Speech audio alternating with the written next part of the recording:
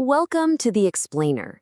Today, we're diving into the work of Anath Wales. He's an author, a researcher, and an entrepreneur who has built this really unique career right at the crossroads of business smarts and social impact.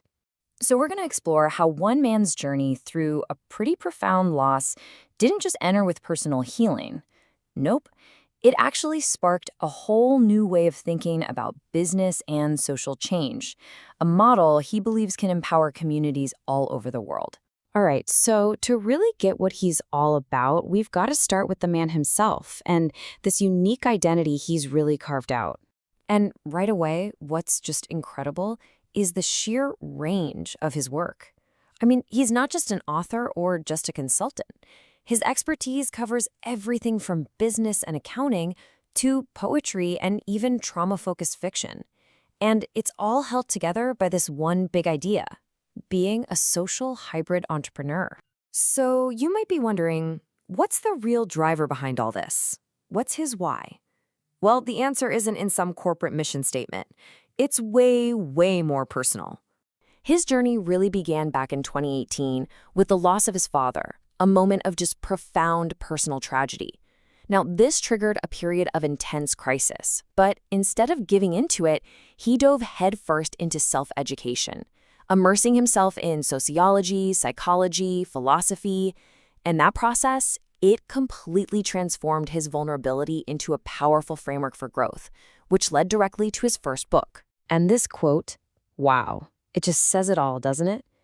Writing that first book wasn't just some project for him. It was a promise to himself.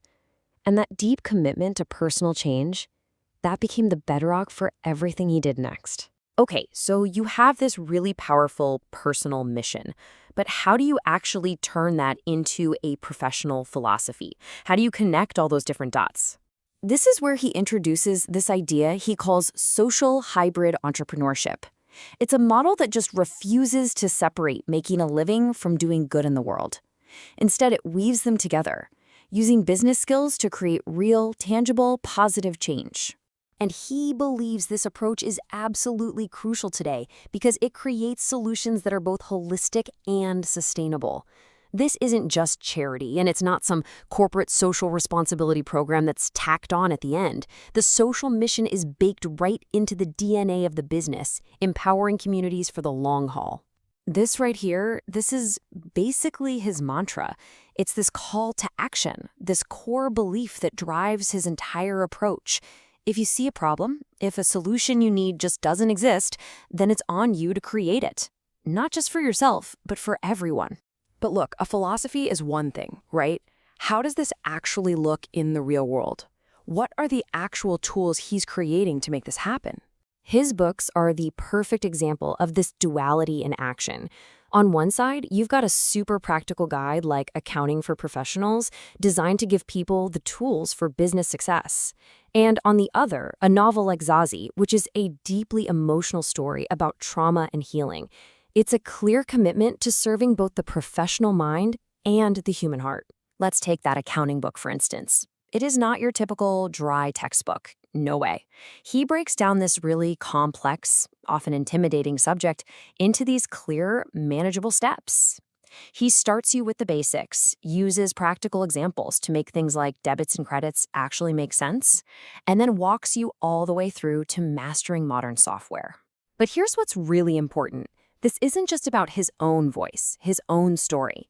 A huge, huge part of his mission is about giving other people the tools to find and share their own powerful stories. Through his publishing group, he actually works as an editor and a publisher on these deeply personal projects. And you can see the theme, right? Each one is focused on resilience, on empowerment, and on healing, helping authors tell their own authentic life stories. And that right there, that gets to the absolute heart of his collaborative work. He sees his role not as speaking for other people, but as a facilitator.